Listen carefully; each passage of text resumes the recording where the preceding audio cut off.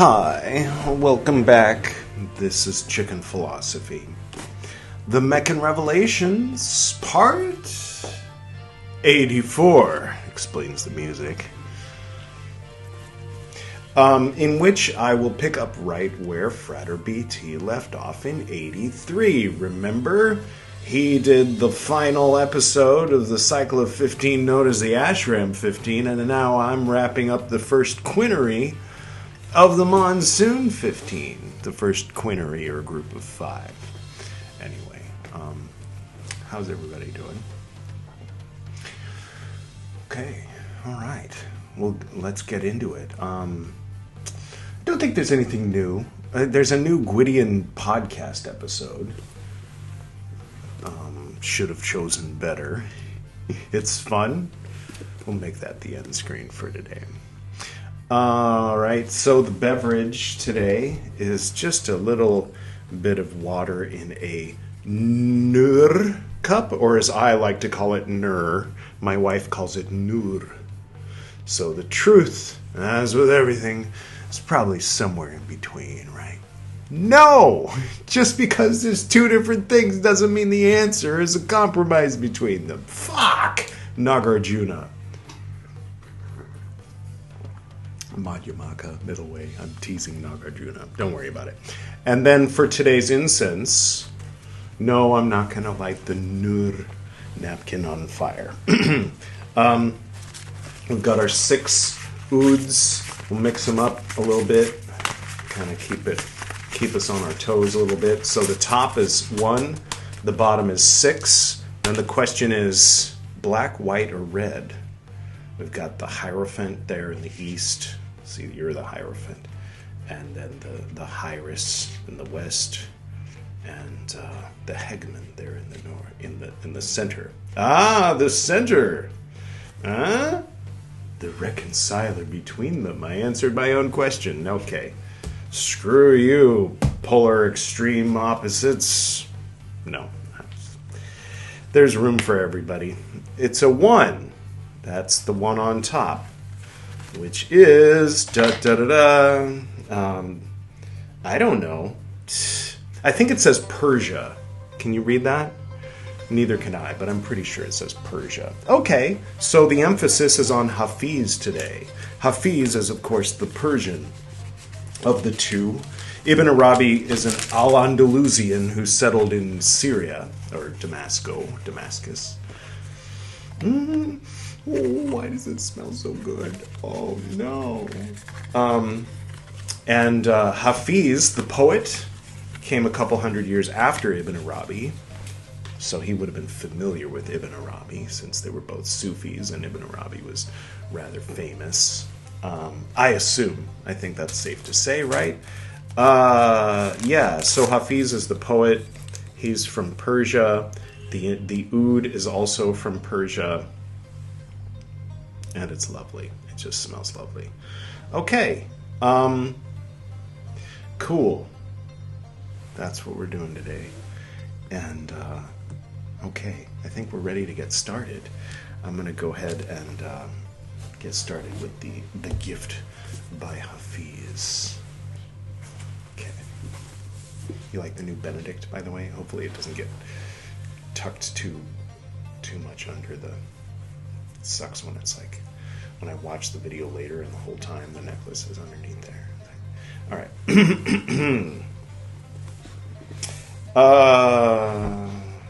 Okay. Intelligent man.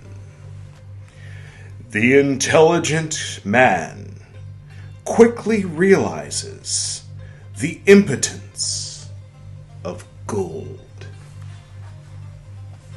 It's very short one today. All right. I mean, on a lot of, even on a very surface level, even without, any religious undertones, yeah, can't buy me love, and you can't buy, you can extend your life, you can get good doctors, yeah, pretty well. I mean, it's still a little bit of a, not entirely up to the gold. You know what I'm saying? Nature gets involved. or God, if you will, if you want to go that route. Doesn't matter. What am I talking about? It is nice. Gold. I mean, you know, it's not entirely impotent. Maybe halfway. Okay, so you remember we had just begun the science of letters. I haven't been doing the letters thing. Editor Edward. Yes? Editor Edward, you're not at your desk. No, I'm not. Okay, no further questions. Could you give us the next letter in the Arabic alphabet? Sure. I feel like we've been skipping letters, wanting to, overemphasize the connection with the Hebrew and all. So, just real quick, let me run through the letters so far. You might remember last time it was Dal, which lines up with Dalet. So, first we've got Alif. That's Alif. In the isolated form. That's basically what I've been showing. There's the initial, the medial, and the final form. And then the isolated form, which I guess is like when you're not using it to write a word. So what you're learning isn't going to help you with reading or writing, but just to learn the letters, just the most basic possible. So that's Alif. Then here's Ba, which, probably cognate with Bet. Then there's Ta, which is like you could think of as a form of Bet, but I think in Arabic it's a separate letter. So let's just call it a separate letter, as far as I know. And then there's Ta. Now, what's the difference between Ta and Ta? There's a line under the T, which makes the sound different in a way that I don't know what it is, and I don't feel like Googling it. So, 2 different letters. Jim, you remember Jim? The Waco kid, Jim. And then Ha is like a form of Jim that doesn't have the dot. I think we went over this briefly. Ka, with a line under the K and another line over the A. Also very similar to Jim. And then Dal, we went over last time. Dal, which, again, there's a line under the D. So if there's a dot over the Dal, then there's a line under the D. So that makes it sound different in some way, I assume. So I think it's safe to say that for today, the letter is Ra. And for shits and giggles, Zay. So because they look almost identical. One has a dot and then one doesn't. But I think they're 2 different letters. Ra and Zay. Zay has a dot, Ra does not.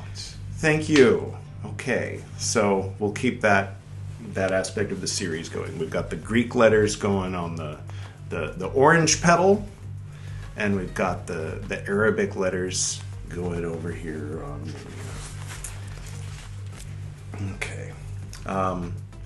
So we'll just pick up right where we left off. On the green petal. See, I had to put some time in between the things. Green petal. We're bouncing around a little. I'm aware. I like to keep things flexible. For people who regularly, anyone out there who might, on a semi-regular basis, look at the actual Chicken Philosophy main channel page, might be like, what? This is totally different than it was. Yeah. We're trying something new. We did the color pedal menu for a while. We did that through the Ashram 15. Now I'm trying something different for the Monsoon 15. Check out the main channel page over on Chicken Philosophy if you want to know more about that. Okay. Did I just move the sticky? I feel like I did. But I'm going to read it from where we left off. From where the sticky is. And here we go. From the very outset, the letters are divided into 4 hierarchical degrees. These correspond to 4 kinds of beings. The divine presence that established the law. Man, the jinn, and the angels. The 4 letters that apply to the jinn refer to the 4 directions in space, since they are kept on the same plane of existence, with no possibility of rising or falling. The 3 letters of the divine presence represent the three fundamental realities that allow one to comprehend the divine: essence, attribute, and the bond between the quality and the qualified. Attributes and names are thus the expression of the relationship between absolute being and conditioned or contingent being. At the same time, the three letters of this degree, Aleph, Zay, Lam, form the word Azal, eternity, in the sense of negation of anything coming earlier, that is, any form of relationship. Okay. What were the four that would go with the jinn, the four cardinal directions? How come you skipped over those? You're giving us the three, but not the four. All right. This fundamental point, of course, if BT were here, he'd be all, oh, see, we got the mother letters, the double letters, the single letter. Yeah, that's true, BT, but we're talking about this now, so. Okay, no. This fundamental point comes up again, as points tend to do, in the three letters that correspond to the human plane. They are different from the letters for the divine plane, like servitude is different from lordship. But the fact that there is the same number of letters for each is a reminder that man was created in the image or the form of God, or that he is like him. So the next time you see a crystal clear pond, I want you to try a little exercise. Walk up to that pond. Look through the surface at your own eyes in the reflection and say, "You serve me, I am your master." Because obviously if you're made in the image of somebody, then never mind all this. It's stupid, isn't it? I mean, there's two levels of stupid. I'm sorry, I'll keep reading. I'm just on a different station than the commentator. Who is the commentator today? Dennis Grill. You remember the stations? Never mind. Keep watching Meccan Revelation back episodes if you don't know what I'm talking about with the stations. Okay. I'm not going to sit here and try to vaguely remember it when it was put so eloquently by Ibn Arabi himself many times. But the fact that there is that, we read that.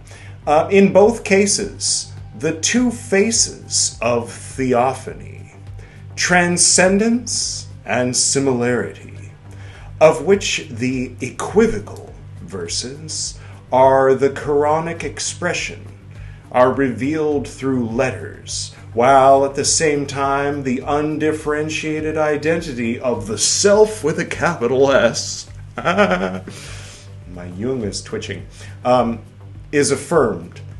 It is thus eternity and contingency that make the distinction between the principle and its manifestation. Quote, "For the sphere of knowledge is one, eternal for the eternal, contingent for the contingent." End quote. Another word for manifest is it exists. The other one is debatable. I'm just in a mood today. No, it's fine. If you only identify with half of yourself, that's on you. But you are contingent and you are eternal. If you close your eyes, oh, look, eternity. If you open your eyes, oh, look, finiteness. See how that works? Through its graphic and geometric symbolism, the letter noon, probably related to noon, right? The first of the letters specific to man, we got one of them, ends up correlating highly with the transcendent relationship between the divine plane and the human plane. Transcendent relationship. I'm listening. Maybe Denise Grill has been paying attention to Michel Chodkowitz. Like, what's he going on about over there at his desk? Oh, hey, that's a little bit profound, Mr. Chodkowitz. keep listening. No. Through its graphic and geometrical symbolism, the letter Nun, the first of the letter... Yeah, we read that already. Nun is a circle, but only its lower half and center appear in writing. The upper part belongs to the unmanifested. Its total realization represents the perfection of existence. But as figure 1 on page 148... Give me a moment. Figure 1. The letter Nun. Editor Edward. How come it looks like a photograph instead of a scan? What's going on with you, Editor Edward? Are we wonky? Have we been wonky from the beginning? All right. What?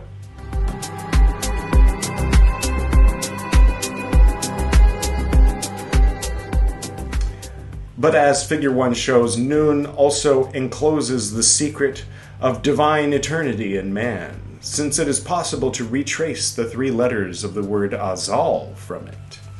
Through his divine form, like the T, the O, the Y, and the O, and the T, and the A, all can be traced in the Toyota symbol. So, according to them, the big oval, no, the little oval, the top part of the T, is the company, and the perpendicular, the other oval, that's the customer, and the big oval that connects them both is the infinite potential for growth into the future. We're talking fucking asteroid mining and everything. Automatic AI asteroid mining. You and the company together. Fucking doing it. Into the future. Into the Dyson sphere. Into the... That's Toyota. Japanese, right? No. Yeah. Sometimes. Have you seen the new Ghost in the Shell? Fucking check it out. It's on Amazon Prime. It's based on the original. So, like, the one that we take for granted from 95 with the broad shoulders, the very serious, stoic... What am I, woman? It's like, no, she's just sort of a nut. Okay, you ready? Through his divine form, the essential entity of man exists... By the way, there's an episode of Gwydion's Astro Podcast kind of inspired as a theme around that whole Toyota thing. I don't know the number of the episode, but I think it's called Cartastrophe. So we'll put that down here, and the new Gwydion's Astro Podcast up here in the end screen. Note that, Editor Edward, please. And I recommend the Toyota one, personally. But you can check out the new one, if you want to. I don't know. It's up to you. Through his divine form, the essential entity of man exists eternally in divine knowledge in his state of immutability. It then becomes possible to speak of human eternity. You mean like the cologne or something like that? Hidden within divine eternity.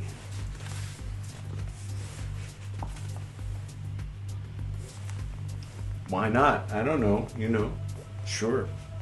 The symbolic richness of the letter Nun is not limited to representing the metaphysical doctrine of immutable essences. However, nor even to that of the highest degree of spiritual realization. Quite the contrary.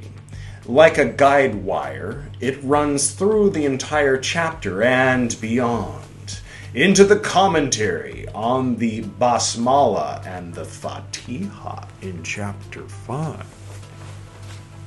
Well, the angel receives the 18 remaining letters as his share. Weren't we just talking about 18 modes of dust or something on the other channel? Am I out of links? The Buddhist Books episode. This number confirms his cosmological role, as well as the role he plays as an intermediary, since divine and human presences, which are ternary,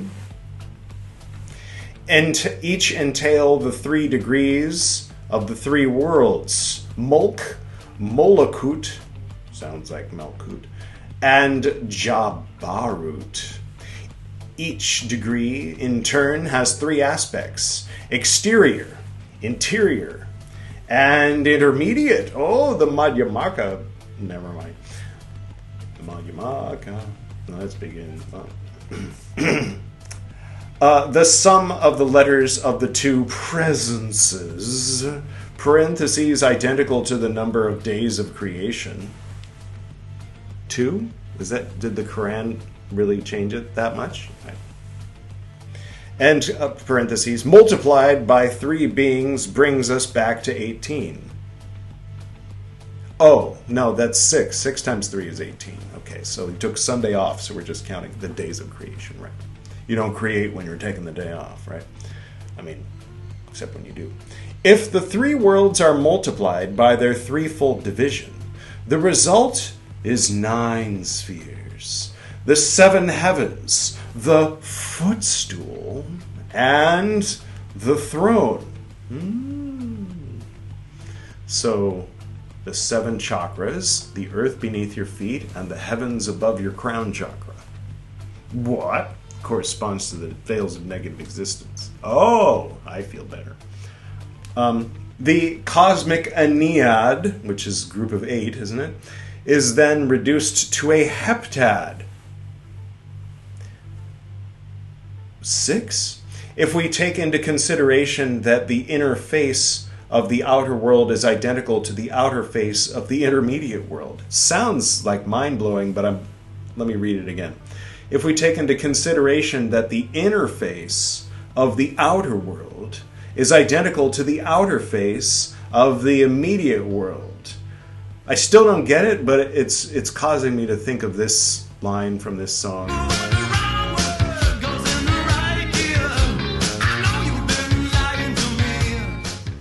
Okay. With the same being true of the intermediate and upper world. I'll take your word for it, Mr. Grill, but, at least Ibn Arabi has the excuse of he's speaking 800 years ago in Arabic. You're speaking like 20 years ago in French, so could you be a little less obtuse? Okay. From still another perspective, multiplication of the divine set of 3 letters by the 3 worlds produces the 9 spheres of the projection of God's knowledge toward man. Similarly, multiplication of the human set of letters by the 3 worlds produces the 9 spheres of reception. There are subtle connections that run up and down between the 2 planes. Now you're talking my language.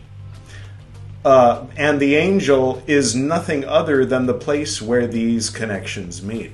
I'll say, by their upward, downward, and horizontal movement, moreover, the angels set the universe in motion.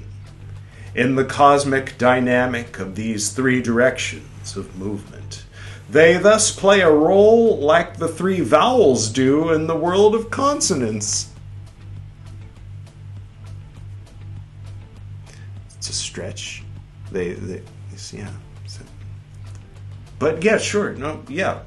Okay. I mean, if you say so. Like, are you making this up, or does that come from something? Okay. This part, devoted to the fourfold division of the letters, concludes with a return to the question. Oh, okay. I guess you're summarizing Ibn Arabi. Okay.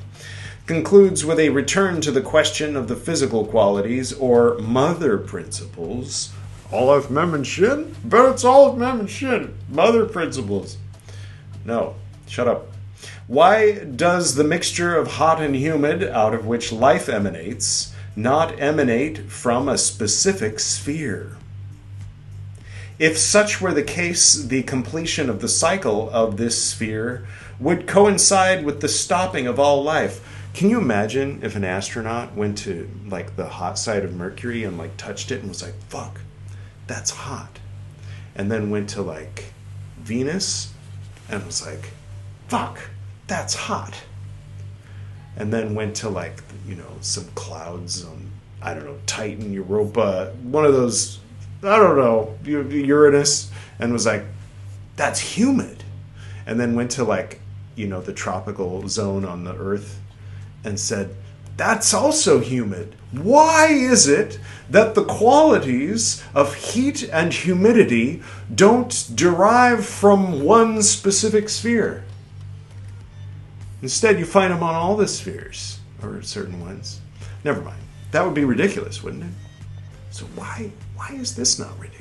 I guess it is. I mean, if you're coming from a purely rational perspective. If we switch over to Grandpa Edward brain, you'd be like, what? Why are you reading this? No, that's not his voice. Okay, here we go. If such were the case, if it were from a specific sphere. No, we read that line. Okay, but life does not get extinguished. Except when it does. I mean, I guess life itself, but this is a lowercase l. Whatever, it's fine. I'll just read it.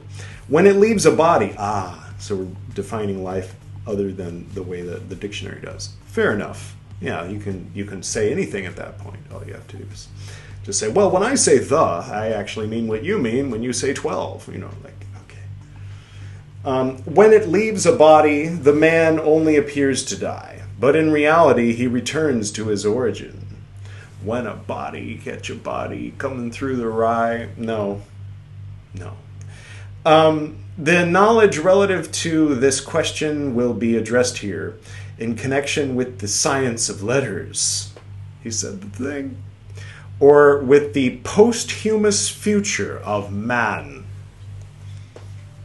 Well, since they are not capable of blending with their opposites, the four qualities can engender only four elements.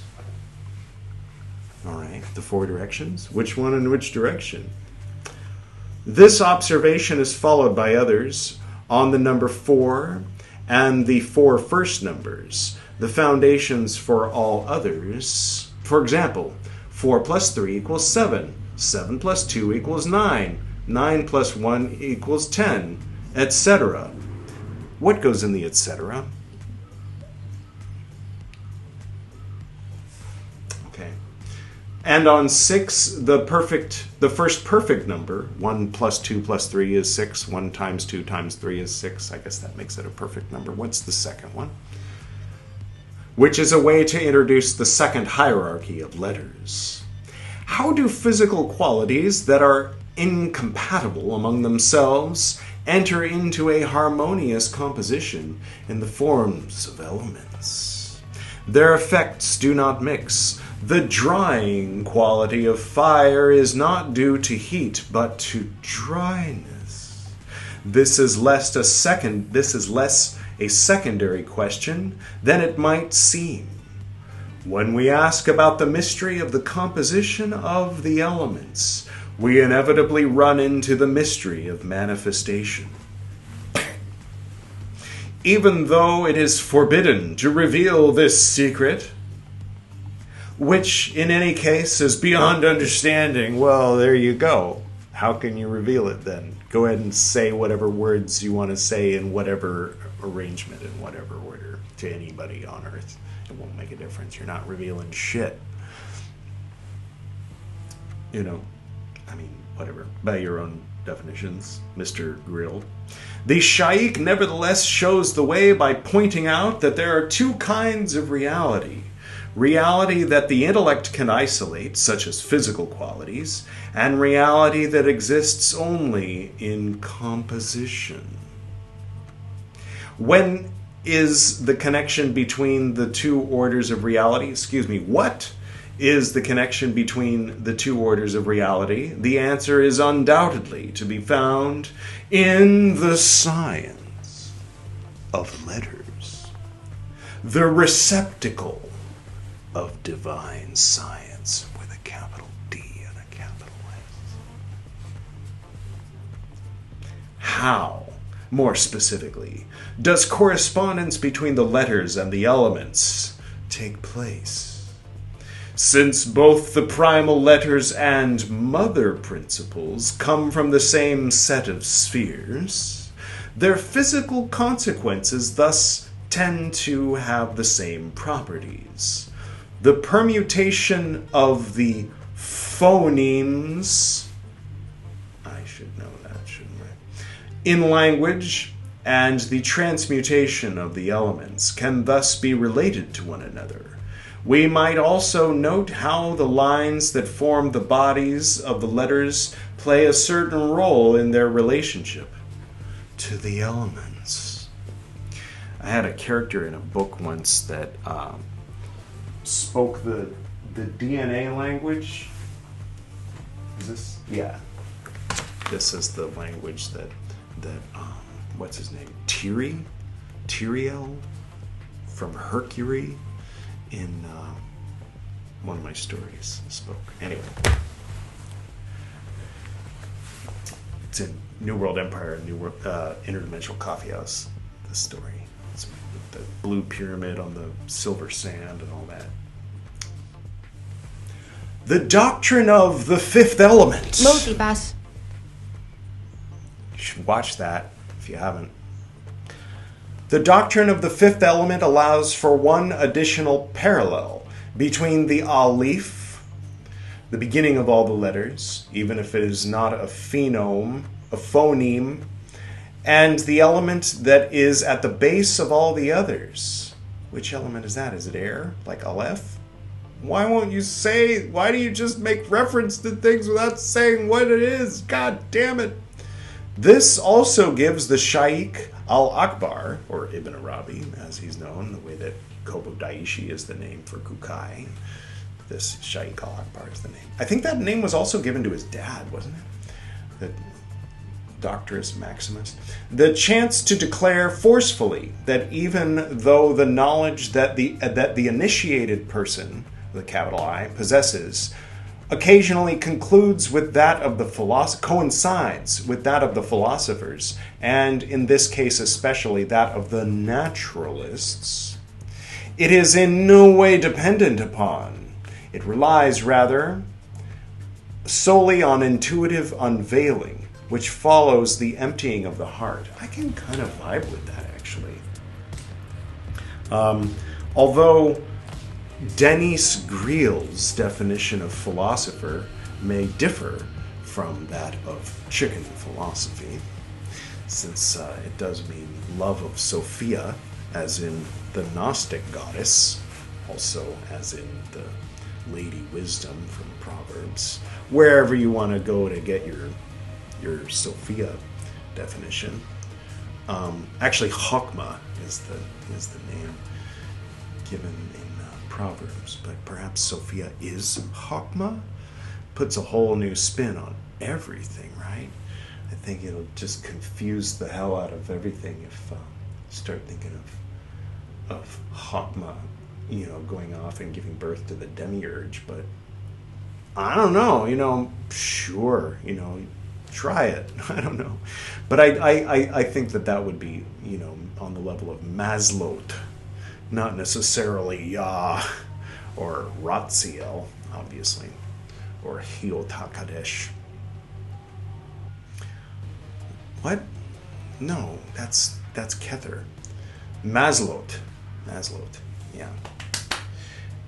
No, Maslowt is heaven of Messiah, right? Yah is divine name in absolute.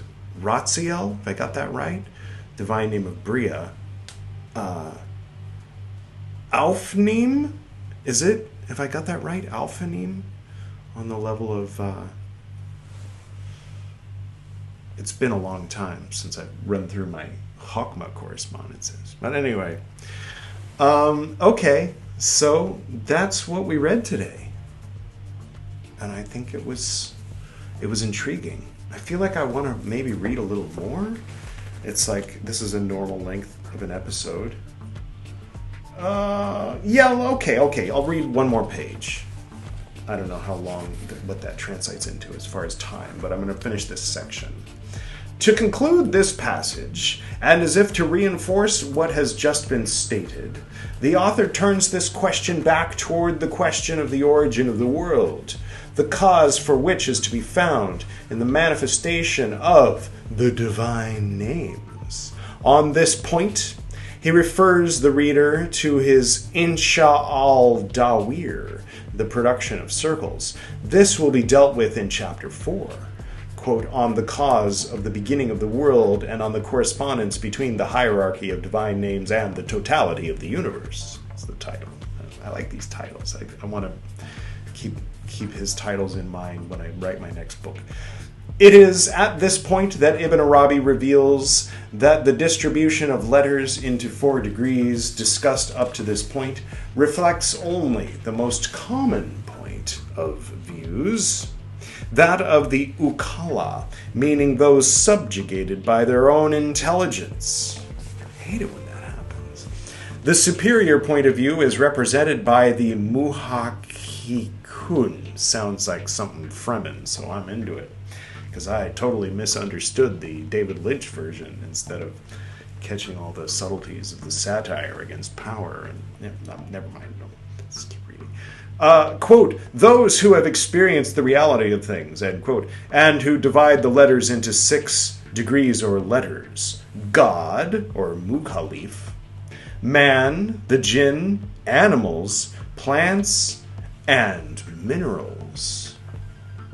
Not the same 6 as in the Bhava chakra. I got it right that time. All right, never mind. A certain number of simple elements or elementary spheres correspond to each degree. They are represented by the number of letters that the name of the letters specific to each degree contain. Okay.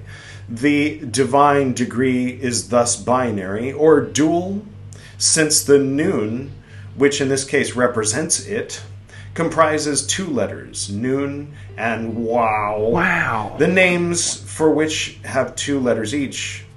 Is that like Vav? The perspective that governs these remarks, is that of metaphysical knowledge.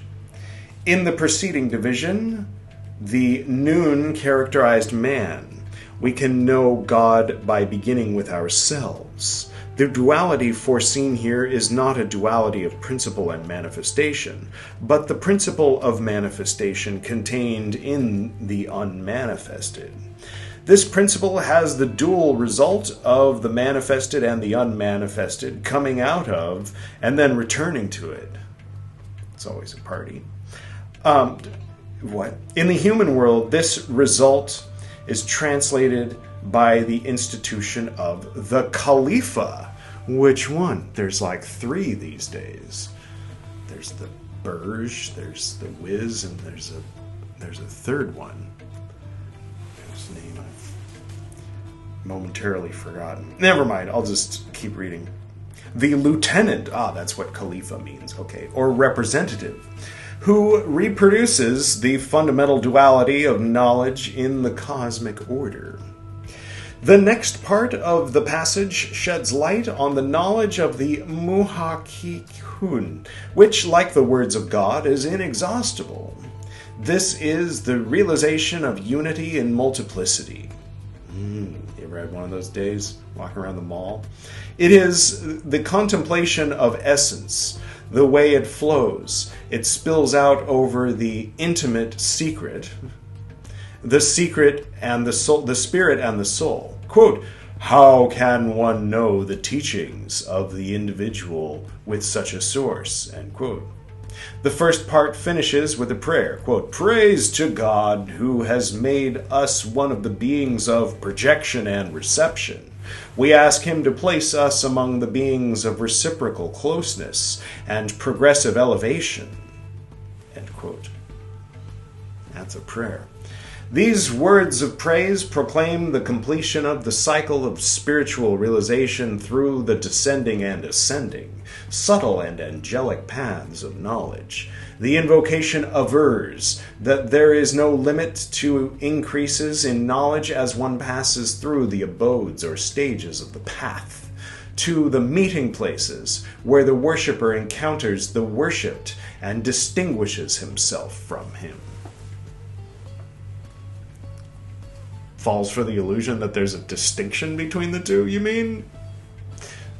Mr. Grill seems to be alone out there in his dualism, while Ibn Arabi and Michel Chodkowitz and I are hanging out in oneness with God. What you doing, Mr. Grill? Come on. Get with the program. Sorry, no. In their divisions, I mean, maybe, sure, yeah, okay. I'm always hung up on similarities, but differences, getting into the differences, like sitting down and going, oh, you use chopsticks, I use a fork. Like in their divisions and degrees, the 28 letters of the alphabet, 28, the same number as the mansions and days in the lunar cycle, right? In the cycle of the moon, yeah, I was just talking about that, and the last sphere are in reality beyond number, since they are engendered by the uninterrupted intersection of the specific spheres. Aren't we all? The science of letters thus looks very much like both the place and language that are common to metaphysics, cosmogony, and cosmology. I'm not flipping you off, it's just the finger I chose to push my glasses up. As well as to the initiatory path. It also reveals the universality of the knowledge of those who master it. Master it, not any of that other stuff. Okay, all right. There it is. Well, what do you know about that? Well, that was something. Right. Well, as I mentioned before, we're going to put the Toyota Catastrophe down here, and the new one, Should Have Chosen Better, up there. Those are from my podcast, Gwydion's Astral Podcast. And what else? Next time, last time it was Pymander on Buddhist Books Podcast, reading Platform Sutra. You can check that out. Next time, it's going to be BT doing the Max Headroom colored, yellow and black with the tarot cards up on the screen. So that's what you have to look forward to next time. And, all right. Take care of yourself, okay? And we'll see you then. Okay. Peace.